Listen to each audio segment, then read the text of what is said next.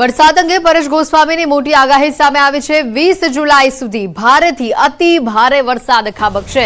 કેટલાક વિસ્તારોમાં 15 ઇંચ વરસાદ ખાબકશે। બંગાળની ખાડીમાં લો પ્રેશર સિસ્ટમ જોવા મળી રહી છે। વરસાદને લઈને પરેશ ગોસ્વામીની આ મોટી આગાહી સામે આવી રહી છે। બંગાળની ખાડીમાં લો પ્રેશર સિસ્ટમ જોવા મળી રહી છે। કેટલાક વિસ્તારોમાં આ સિસ્ટમના કારણે 15 ઇંચથી વધુ વરસાદ પણ જોવા મળી શકે છે।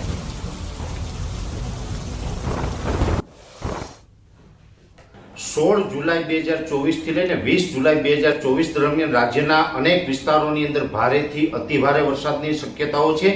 તો અમુક જિલ્લાની અંદર અતિ તીવ્રતા સાથે 15 ઇંચ આસપાસના પણ વરસાદ નોંધાય તેવી શક્યતાઓ હાલ દેખાઈ રહી છે।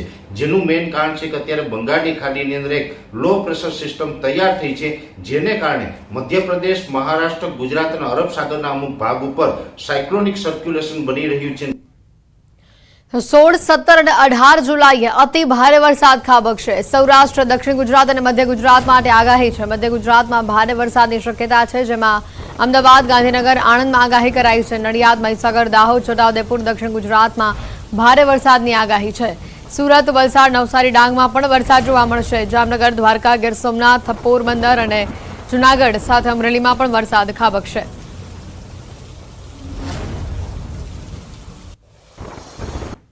હજુ 16, 17 અને 18 તારીખ દરમિયાન અનેક વિસ્તારોની અંદર અતિ ભારે વરસાદની શક્યતાઓ છે, જેમાં ખાસ કરીને મધ્ય ગુજરાતના પણ મોટા ભાગના વિસ્તારોની અંદર ભારે વરસાદની શક્યતાઓ છે, જેમાં અમદાવાદ, ગાંધીનગર, આણંદ, નડિયાદ, એ સાથે કપડવંજ, મહીસાગર, દાહોદ, ગોધરા અને છોટાઉદેપુર આ વિસ્તારોની અંદર 16 અને 17 તારીખ દરમિયાન ભારે વરસાદો પડી શકે તેવી પૂરી શક્યતાઓ છે। એ સાથે 16, 17 અને 18 તારીખ આમ 3 દિવસ સુધી દક્ષિણ ગુજરાતના સુરત, વલસાડ, નવસારી અને ડાંગ જિલ્લામાં પણ અતિ તીવ્રતા સાથે ભારે વરસાદ પડે તેવું એક અનુમાન છે। અને સૌરાષ્ટ્રની અંદર જામનગર, દ્વારકા, પોરબંદર, ગીર સોમનાથ, જૂનાગઢ અને અમરેલીના અમુક ભાગો છે, જેમાં પણ અતિ ભારે વરસાદ થઈ શકે છે। 24 કલાક દક્ષિણ ગુજરાત માટે ખૂબ જ સાવધાનીના સમાચાર, કારણ કે હવામાન નિષ્ણાત અંબાલાલ પટેલની આ મોટી આગાહી સામે આવી છે। આજે ખૂબ જ ભારે વરસાદ પડશે।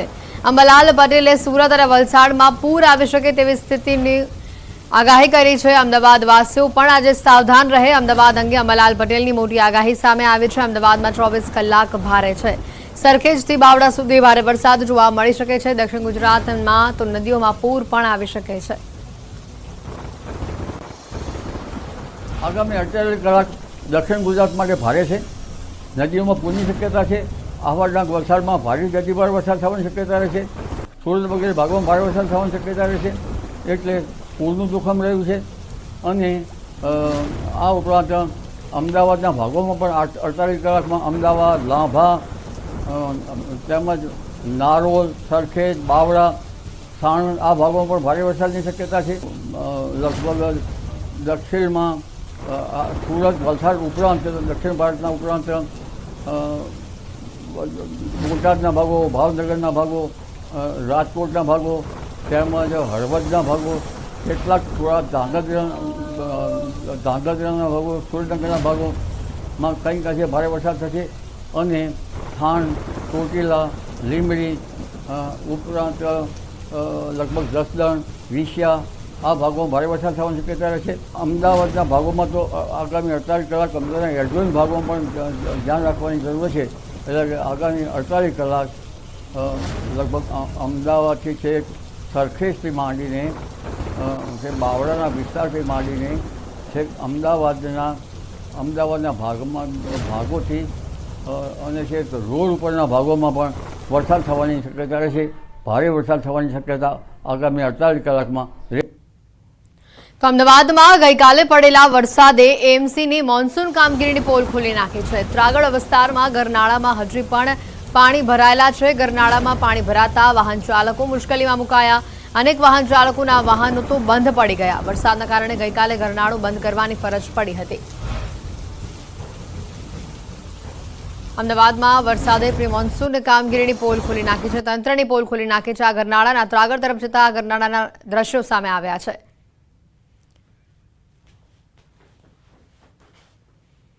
અને આજ મુદ્દે વધુ વિગત મેળવીશું. સંજય અમારી સાથે સંવાદદાતા સીધા જોડાઈ ચૂક્યા છે. સંજય, જે રીતનો વરસાદ કાલે જોવા મળ્યો, હજી તો વરસાદની શરૂઆત થઈ છે અને ત્યાં કેટલા વિસ્તારો એવા છે કે જ્યાં 10 કલાક ઉપર પણ સમય ગયો છતાં પણ પાણી હજી ભરાયેલા છે?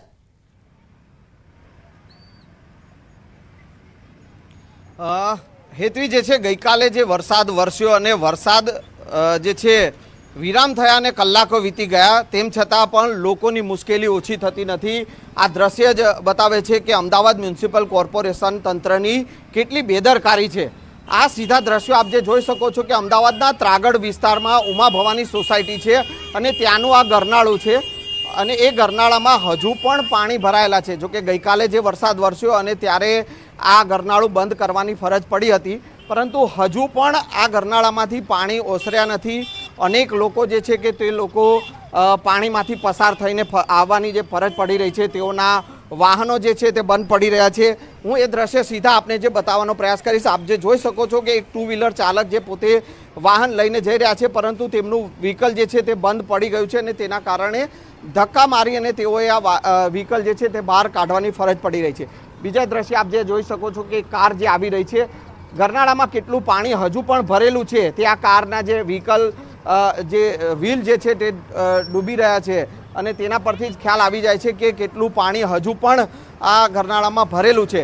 અમદાવાદ મ્યુનિસિપલ કોર્પોરેશન જ્યારે પણ વરસાદી સિઝન આવે એ પહેલાં પ્રી મોન્સૂન પ્લાન કરતું હોય છે, પરંતુ એ પ્રી મોન્સૂન પ્લાન જ્યારે પણ વરસાદ પડે છે ત્યારે એ ધોવાઈ જતો હોય તેવા દ્રશ્યો જોવા મળતા હોય છે અને હજુ પણ આ દ્રશ્યો અત્યારે અહીંયા જોવા મળી રહ્યા છે.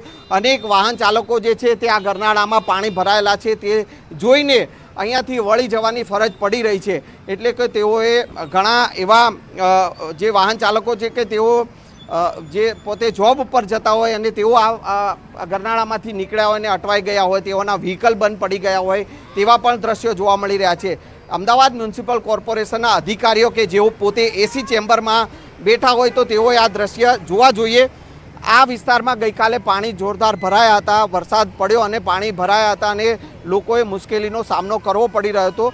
જોકે વરસાદ વિરામ લઈ ચૂક્યો છે છતાં પણ હજુ એ સમસ્યા ઓસરી નથી. આ પાણી હજુ પણ યથાવત છે, ગરનાળામાં પાણી ભરાયેલા છે અને વાહન ચાલકો, અનેક વાહન ચાલકો જે છે તે આ જ પ્રકારે આજે ગરનાળામાંથી પસાર થઈ રહ્યા છે અને તેઓ અટવાઈ રહ્યા છે. હેતવી, જે રીતનું વરસાદી માહોલ અને હાલ જે રીતે અમદાવાદ માટે આવનારા 24 કલાક પણ ભારે વરસાદની આગાહી છે, આ વિસ્તારમાંથી હજી પાણી નથી ઓસર્યા. બપોર બાદ જો ફરી વરસાદનું આગમન થાય છે તો આ વિસ્તાર આખો બેટમાં ફેરવાઈ જાય તેવી પરિસ્થિતિ જોવા મળી શકે.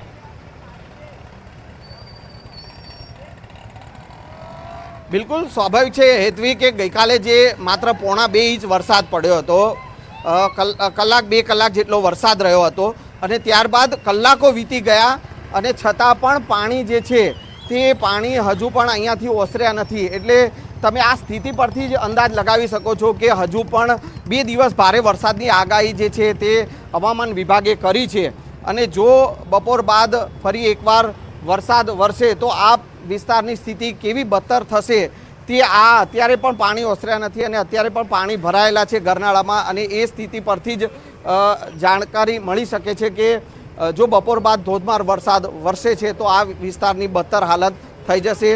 ઘણા એવા વિસ્તાર છે કે જે બેટમાં ફેરવાઈ જતા હોય છે. અહીંયા ગોદરેજ ગાર્ડન સિટી વિસ્તાર નજીકમાં છે ને ગઈકાલે ગોદરેજ ગાર્ડન સિટી વિસ્તારમાં પણ પાણી ભરાયા હતા અને આ જે છે ત્રાગડ વિસ્તારનો જે આ ગરનાળું જે છે ઉમા ભવાની સોસાયટી પાસેનું, ત્યાં પણ હજુ આ જ પ્રકારની સ્થિતિ છે અને વ્હીકલ ચાલકો આજે કેટલી મહેનત કરવી પડી રહી છે વ્હીકલ ચાલકોએ કે તેઓએ આ પાણીમાંથી પસાર થઈ અને તેઓએ નીકળવું પડી રહ્યું છે. ત્યારે